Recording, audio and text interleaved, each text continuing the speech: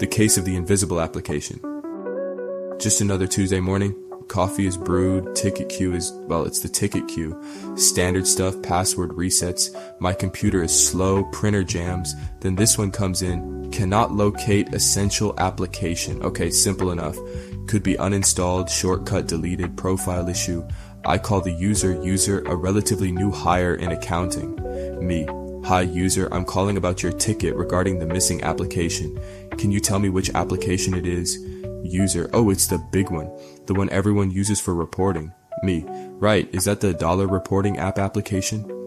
User, yes, that's the one. I can't find it anywhere. I need it for my quarterly reports. Okay, reporting app is our main reporting software.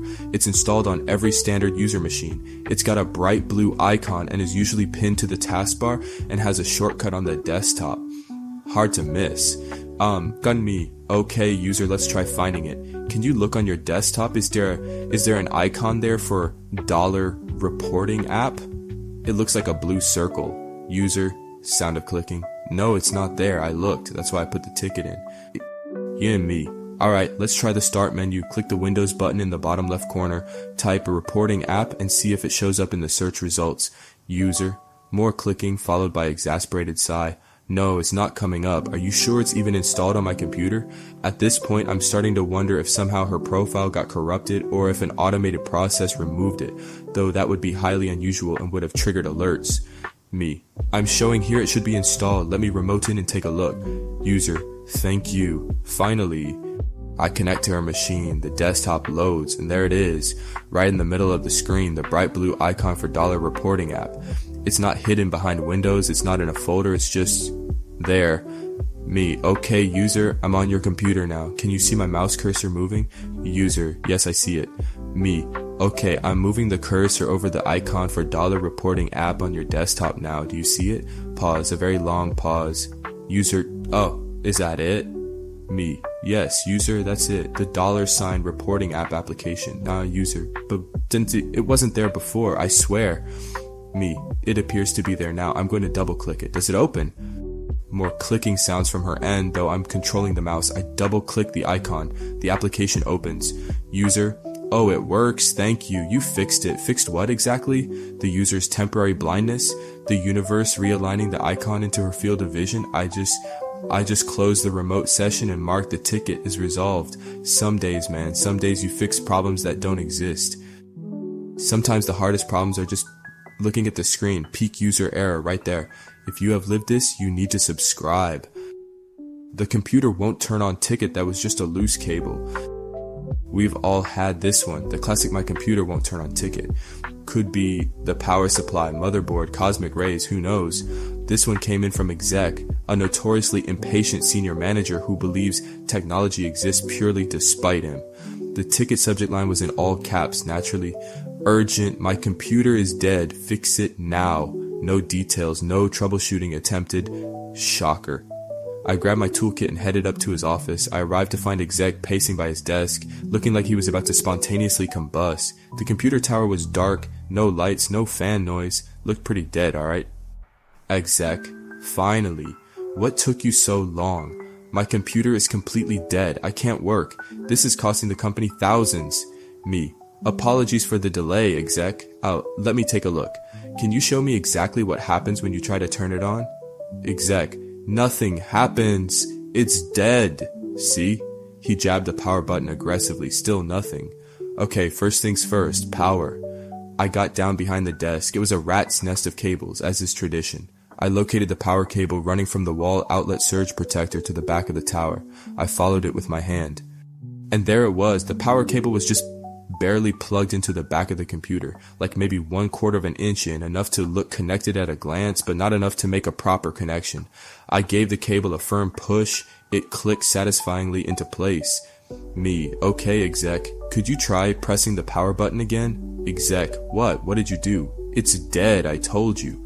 He scoffed and pressed the power button again. The computer whirred to life. Lights came on, fans spun up, the monitor displayed the company logo. Exec stared at the screen for a moment, then back at me, then back at the screen. He looked completely bewildered. Exec, how did you do that? Me, the power cable was slightly loose in the back of the computer. I just pushed it in properly. Exec, that's it? You just pushed a cable? Me, yes, executive, that's all it needed.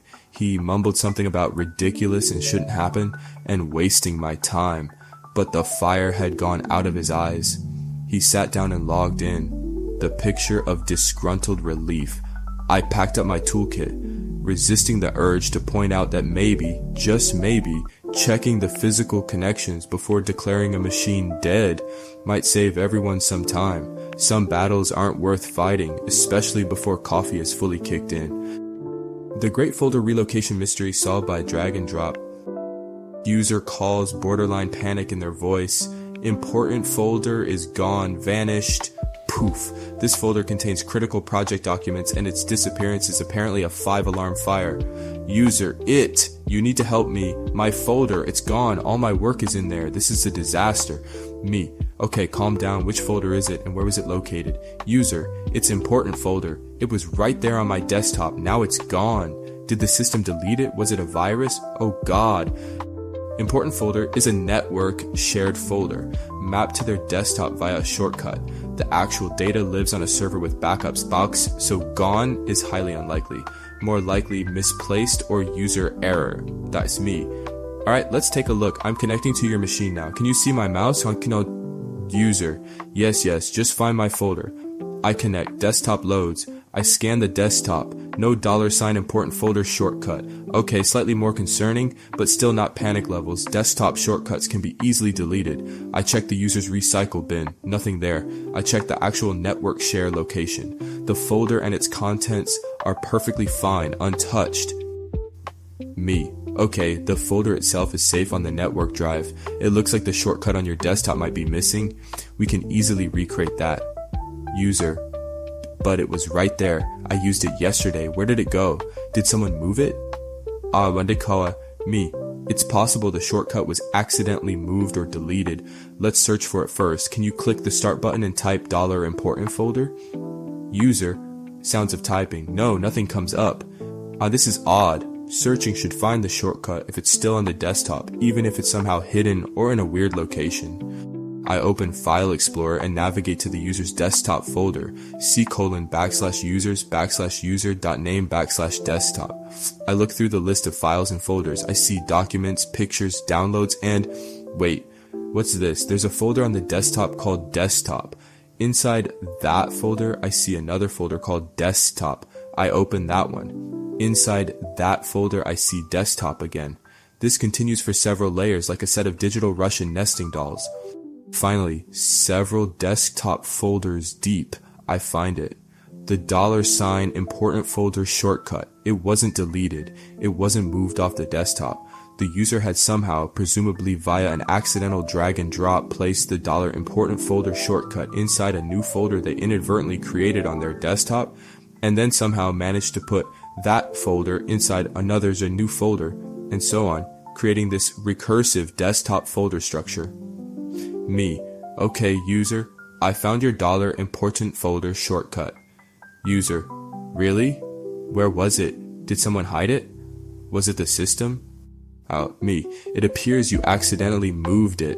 It was inside a folder called Desktop, which was inside another folder called Desktop, which was inside another folder called Desktop on your desktop. Silence on the other end. User. How? I didn't do that. Me. I'm not sure how it happened, but I'm dragging it back to the main desktop now. I carefully dragged the $important folder shortcut out of the nested desktop folders and back onto the main desktop area I could see. I then deleted the empty, confusing desktop folders. Me. Okay, it should be back on your main desktop now. Do you see it? User. Pause. Oh yes, there it is. Thank you. You're a miracle worker. A miracle worker, or just someone who knows how to navigate user-created digital chaos. I lean towards the latter. User error level, expert. Losing something on the desktop inside a folder on the desktop is peak desktopception. What is the weirdest place you have found a missing file? Policy says no, user says yes, result is predictably bad. Our company has a strict policy against installing third-party software without IT approval. It's for security, stability, licensing, all the usual reasons. We have a standard list of approved software, and anything else requires a formal request, security review, and often a business case. It's not a perfect system, but it keeps the Wild West out of our network. Meet Dev, a developer who believes rules are for other people. Dev needed a specific niche tool for a project. He put in the request, but it was denied by security because the software had known vulnerabilities and the vendor wasn't responsive to patching. Standard stuff. Dev was not happy. He argued, he complained, he escalated. Security held firm. IT backed security, management backed IT and security.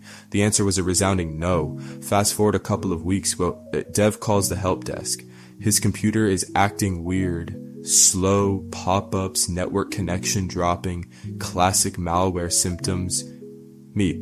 Okay, Dev, I'm seeing some unusual network activity from your machine, and our antivirus is reporting some suspicious processes.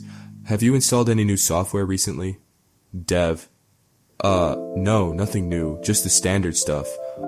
Me, are you sure? Our policy requires all software installations to go through IT. Did you perhaps install that tool you requested a while back? Long pause. Greater than $dev : maybe ? I really needed it for the project. It wouldn't install properly though. Wouldn't install properly is usually code for I didn't have admin rights, tried to bypass the security measures, and probably downloaded it from a shady site. I sighed internally. Me, Dev, you know the policy, and you know that software was denied because it was a security risk. How did you even manage to install anything without admin rights? Dev, I found a workaround, but it didn't work right. Now my computer is broken. Turns out his workaround involved downloading a sketchy portable version of the software he needed, along with a nice little package of adware and a couple of low-level Trojans that were now trying to call out to various command and control servers. He hadn't just installed denied software, he'd actively introduced malware by bypassing security controls. Cleaning his machine was a nightmare. It required isolating it from the network, a full wipe and re-image, and manually restoring his files after they were scanned and cleared. This took the better part of a day for me and pulled a security analyst away from their actual job for several hours.